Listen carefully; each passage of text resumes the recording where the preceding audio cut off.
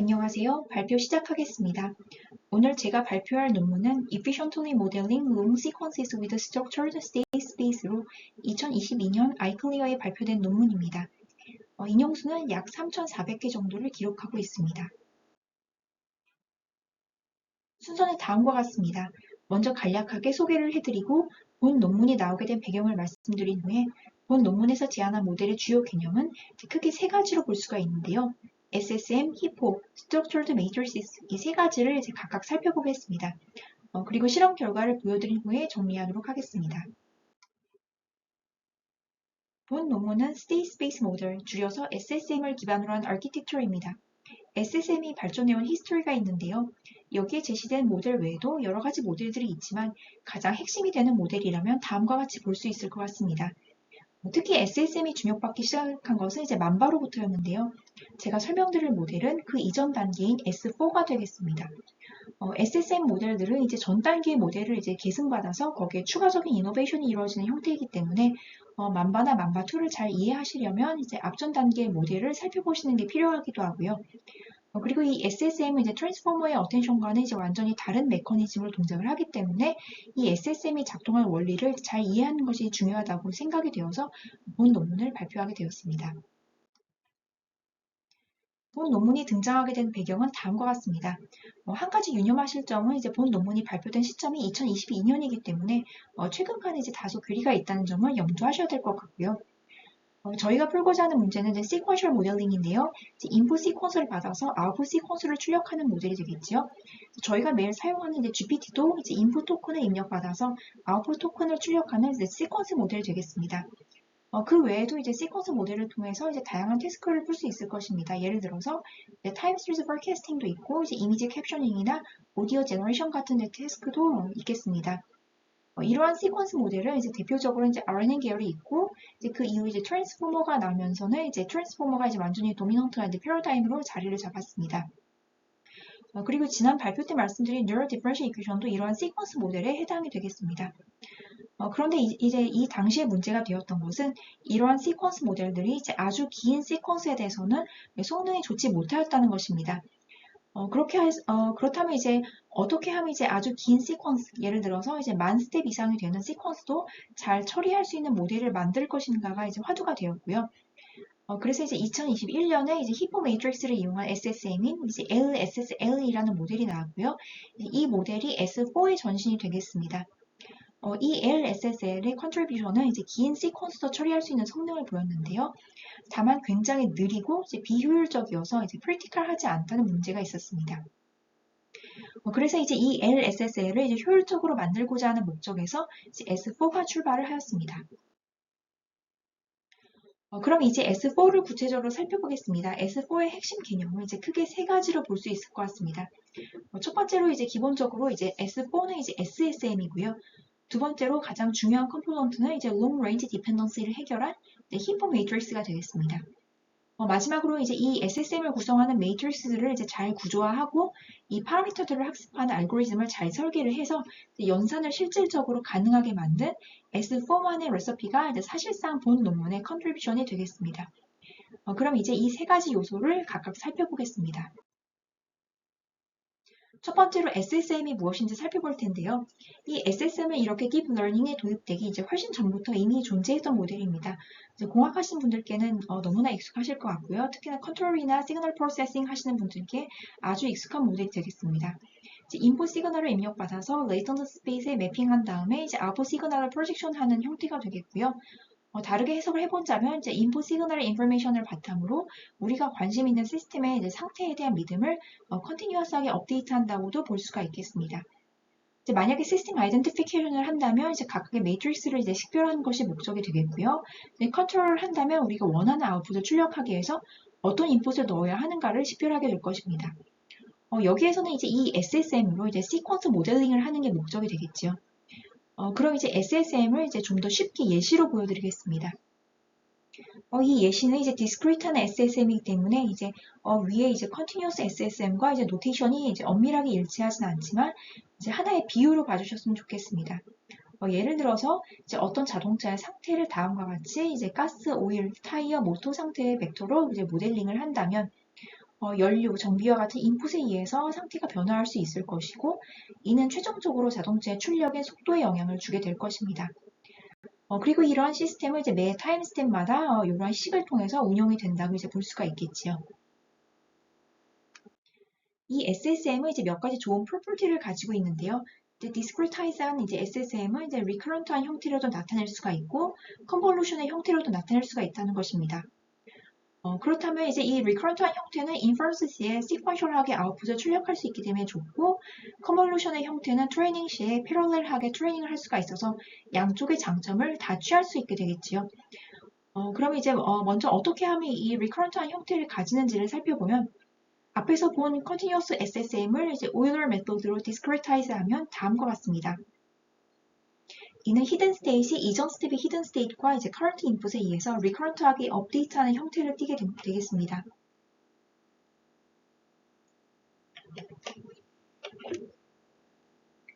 이제 본 논문에서는 bilinear 메소드를 사용하기 때문에 A 바와 B 바 매트릭스가 이제 아래에 이제 박스에 있는 형태와 같이 나타나게 됩니다. 이것은 이제 forward Euler 메소드와 backward Euler 메소드를 반반씩 섞으면 이제 approximation error가 이제 first order에서 second order로 이제 밀리기 때문에 이 bilinear 메소드를 사용했다고 이제 보시면 되겠고요. 다만 여기 이제 인버스 매트릭스에 인버스가 들어가 있어서 다소 보기가 흉한데 이것은 이제 뒤에 나오는 S4만의 연산 방법에 의해서 최종적으로는 사라지게 됩니다. 다음으로 이제 컨볼루션의 형태가 어떻게 나타나는지를 살펴보면요. 이제 앞서 구한 discrete SSM 이퀘이션에 순차적으로 대입을 해보면 식이 다음과 같이 recursive하게 나타날 것입니다. 그러면 이를 이제 general solution을 구해보면 이제 맨 아래 박스와 같은 식으로 나타나게 될 것이고요. 이것은 이제 sequence length 길이만큼 이제 긴 one dimensional convolution kernel을 이제 한 타임 스텝씩 밀면서 컨볼루션을 해준 형태를 볼 수가 있겠습니다. 그러면 이제 이것은 이제 인풋과 컨볼루션 커널에만 디펜던트하기 때문에 이제 패러렐 연산을 할 수 있게 되겠습니다. 지금까지가 이제 S4의 첫 번째 요소인 이제 SSM에 대해서 살펴보았고요. 다음으로는 이제 두 번째 요소인 히포 매트릭스를 이제 살펴보겠습니다. 히포 매트릭스에 들어가기 앞서서 한 가지 사전 지식이 필요한데요. 퓨리에 트랜스포메이션입니다.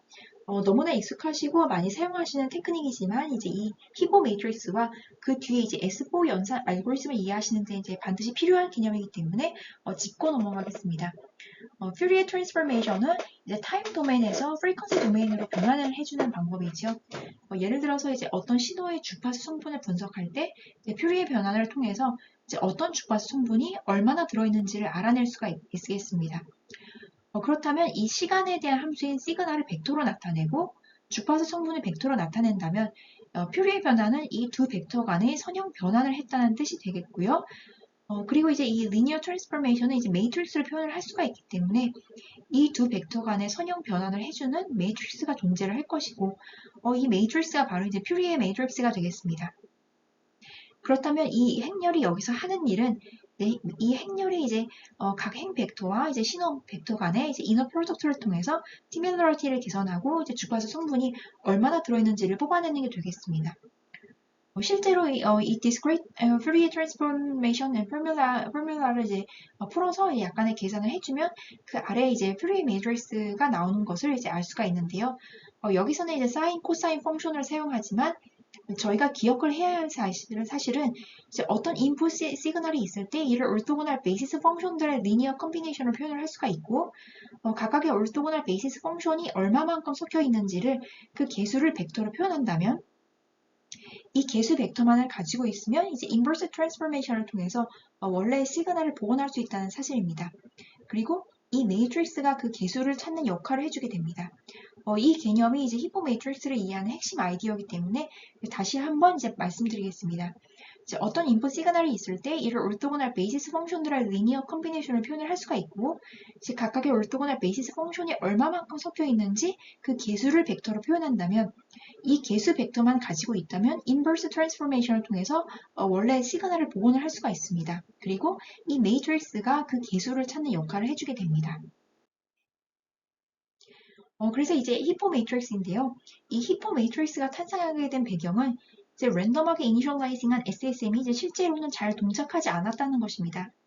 그 이유를 이제 직관적으로 생각을 해보면 저희가 System of Linear ODE의 A 매트릭스의 아이겐 밸류를 보면 그 시스템이 스테이블한지를 알 수가 있겠지요.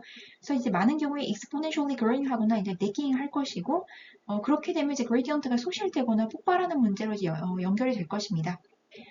그래서 이제 여기서 SSM에서는 이 문제를 어떻게 해결을 해왔느냐, 즉 어떻게 latent state가 과거 인풋 정보를 까먹지 않고 오래오래 잘 기억하도록 하는가를 히포 매트릭스로 해결을 합니다. 앞서서 인풋 시그널을 orthogonal basis function의 linear combination으로 표현할 수가 있고, 그 개수만 있다면 인풋 시그널을 복원할 수 있다고 말씀드렸지요. 그래서 여기서는 이제 르장드롤 폴리노미얼을 베이시스 펑션으로 사용해서 레이턴트 스테이시 인풋 시그널을 컨티뉴어스하게 메모라이즈 할 수 있도록 하고, 그 역할을 해주는 것이 이 히포 매트릭스가 되겠습니다. 차이가 있다면 여기서는 이제 fixed length latent stage 때문에 이제 history를 approximation 하는 것이 되겠고요. 그 다음에 이제 integrate over 하는 이제 measure를 이제 measure는 이제 waiting 펑션으로 보시면 될 텐데요. exponential 펑션으로 두어서 최근의 기억을 더 많이 기억하고 이제 과거의 정보는 조금 덜 기억하도록 하였습니다. 만약에 이제 극단적으로 latent stage one dimension이 된다면 이제 exponential moving average가 되겠지요. 그래서 이제 이렇게 latent state을 만드는 것이 히포 매트릭스가 되겠습니다. 그럼 이제 S4의 세 번째 요소를 말씀드릴 차례입니다. 사실 여기서부터가 이제 본 논문의 컨트리뷰션인데요. 이제 앞서서 이제 long range dependency는 이제 A 매트릭스를 히포로 initializing 하는 것으로 해결하였다고 말씀드렸습니다. 그렇다면 이제 so far so good이라고 생각하실 수 있으실 텐데요. 실제로는 이제 앞선 포뮬라의 연산이 이제 feasible 하지가 않습니다. 왜냐하면 이제 이 discrete time SSM을 계산하기 위해서는 A bar 매트릭스를 반복적으로 곱해주는 연산이 있기 때문인데요. 이를 sequence length만큼 곱해주면은 이제 O of n square L operation이 이제 필요하게 되고, 그다음에 O of n L만큼의 메모리를 이제 소모하게 되겠죠. 그래서 이제 이 연산을 안정적으로 빠르게 효율적으로 하기 위해서 이제 S4는 이제 특별한 알고리즘을 도입을 하는데요. 이는 크게 세 단계로 나뉩니다. 지금부터 이제 각각의 단계를 하나씩 설명을 드리겠지만 사실 너무 수학적인 내용이고 저도 이것을 다 계산을 해보진 않았습니다. 그래서 먼저 이 세 단계가 무엇인지 핵심을 먼저 말씀을 드리겠습니다. 첫 번째 단계에서는 이제 convolution kernel K-bar을 연산해서 매트릭스 파워를 매트릭스 인버스로 바꾸는 작업을 하고요.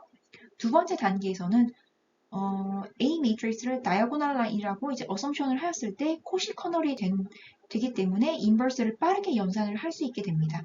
그리고 마지막 단계에서는 이 다이아고널 어썸션을 릴렉스해서 이제 로우 랭크 텀을 붙인 다음에 이를 커렉션 하는 작업을 합니다. 이 세 단계가 이제 핵심이 되겠고요. 그럼 이제 각 단계를 좀 더 구체적으로 살펴보겠습니다. 첫 번째 단계에서는 컨볼루션 커널 K바의 연산을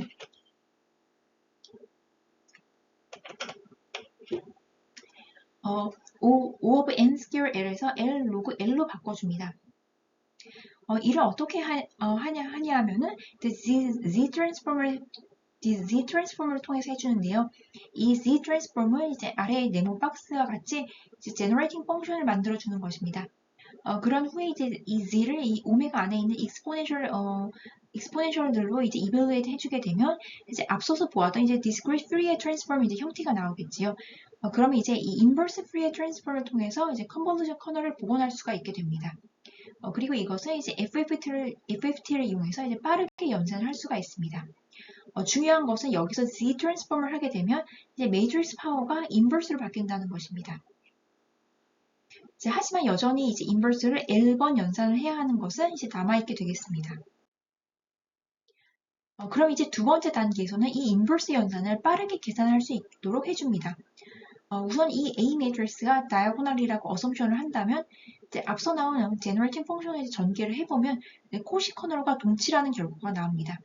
그래서 이 인버스 연산을 dot product 연산으로 바꿔주게 됩니다.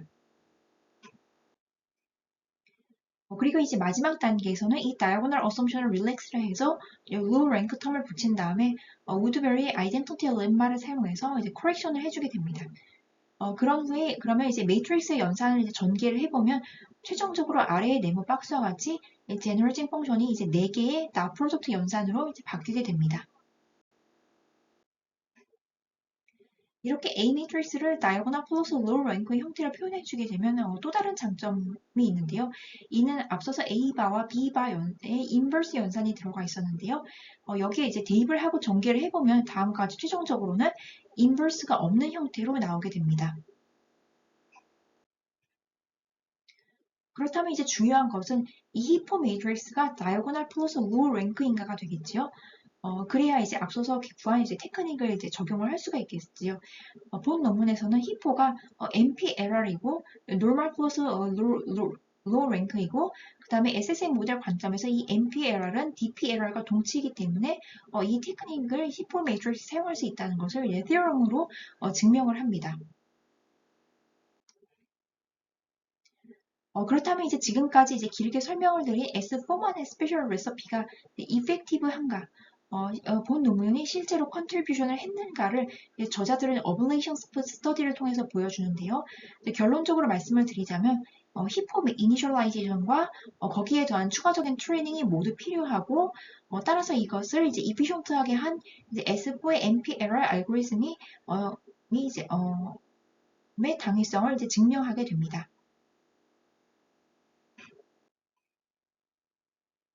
다음으로는 이제 실험 결과입니다. S4가 이제 빠르게 이제 효율적으로 트레이닝이 되는가를 이제 LSSL과 Efficient Transformer의 베리언트들과 이제 비교를 합니다. 앞서서 이제 이론적으로 LSSL보다 효율적임을 보였는데요. 실험적으로도 LSSL보다 훨씬 빠르고 메모리 효율적이면서도 Efficient Transformer들과 대등함을 보여줍니다. 그리고 이제 롱 레인지 RO나 벤치마크 실험을 통해서 얼마나 롱 레인지 디펜던시를 해결을 했는가를 이피션트 트랜스포머들과의 비교를 통해서 보여줍니다. 이 롱 레인지 RONA는 이제 1만 스텝부터 이제 16만 스텝까지 길이를 가진 시퀀스로 이루어진 6가지의 다양한 태스크를 통해서 모델들이 얼마나 이 롱 시퀀스를 잘 추론하는가를 이제 측정을 합니다.